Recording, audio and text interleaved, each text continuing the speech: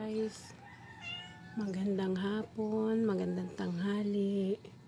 Ito ang pangalan daw nitong halaman na to ay pakpaklawin. Pakpaklawin daw po ito. Ayan. Ayan siya. Ito po yung ano bang tawag dito? Yung namulaklak po yan. Ayan. Ayan yung bulaklak niya. Ayan. Ano bang tawag dito yung hindi ko na matandaan. Ito naman po ay white angel daw. Ayan, white angel siya. Ito naman yung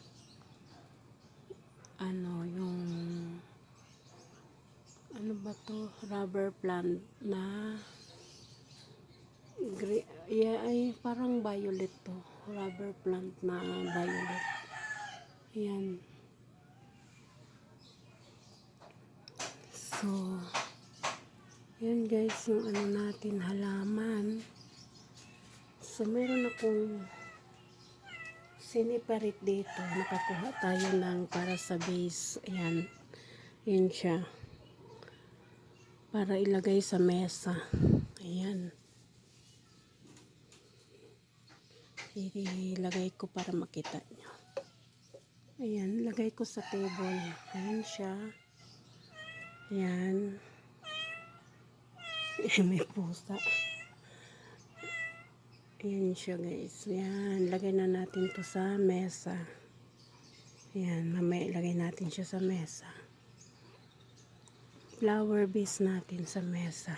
Sa ating mesa sa may kainan. Ayan. Kumuha ako nito. Ito siya. Kumuha ako niyan. Tapos ito. Para ilagay sa mesa. Ayan. Ito. Ang ganda rin ito. Lagay sa table. Kuha ka. Itong pakpaklawin ang tawag nila. Ayan guys. Ating halaman. Ito naman yung rubber plant na puti. Ayan. Ayan siya. Ito yung pink. Magpipink yan siya pag ano. Ayan. Ito naman yung rubber plant na green. So, ayan. O, diba? Ayan. Ito nabubuhay din to sa tubig. Ayan. Umakyat na siya doon. Ayan siya. Ayan. May kumakatok. Ay, may nagtutok-tok nagkagawa. Ayan. So, ito yung halaman.